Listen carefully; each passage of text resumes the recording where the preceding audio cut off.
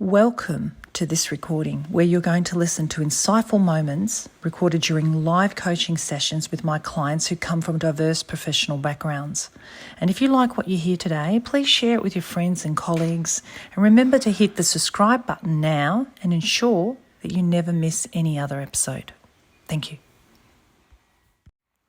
So when we're using too many ums, in our speaking, it becomes a distraction for those who are listening because they're looking for words and meaning. And ums, and are like they tie up the space that's needed. It creates a filler in between the space that's actually needed, which the space is like a pause. It's an opportunity to breathe, an opportunity for people to reflect. So with ums, and are, everything is like a legato. Everything's like this one song where there's no breath. There's no pausing. It's continuous information, which is like a paragraph of information rather than points that are made like a blog. We put subheadings, then we put content, then we put a space, then we'll use different colors. When we're writing a blog, we break up the content so people can actually see news headlines, then they can see the content, and then they can see the next topic you're coming up with, and then a little bit of writing, and then the next content. We're using this as a style so then people will read the blog because it's not overwhelming as this, like what I call a legal document, the fine print. Everything looks the same. Everything sounds the same. And that's called monotone because it lacks inflections, voice going up, voice going down. It lacks expression, pausing, the weight, the space. Instead, it's this continuous voice that's just going on at the same pitch.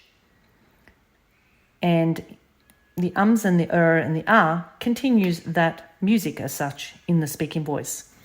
So the beginning would be to be mindful of the ums, and are and create space, a pause.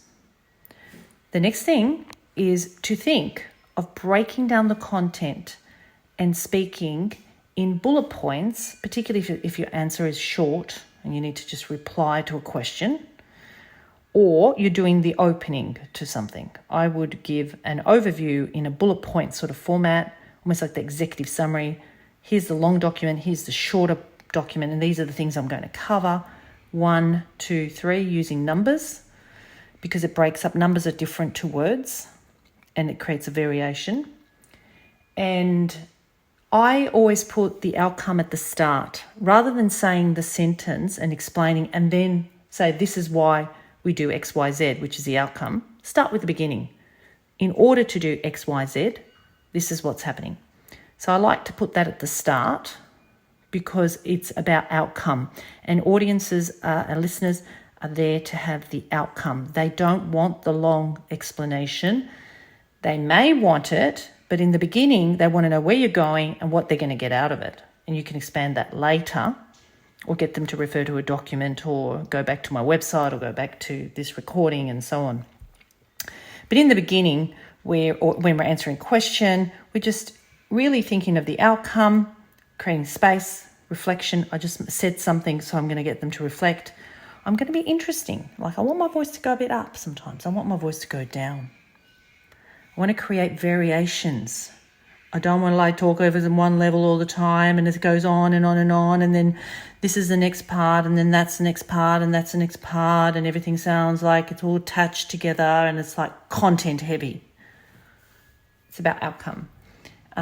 Particularly in the beginning, introductions, and when you're answering a question, just think, I've got to break it up, creates pauses and inflections. Something goes up, something might go down. Sometimes I will stress a word out. It's going to create that variation, helps people follow the content, it avoids the overwhelm of audiences having to fish around to find the answer in what you say.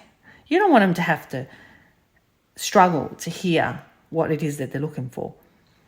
People today want things as quick as possible too. We've also got that problem where, don't tell me the long story, just give me the short version.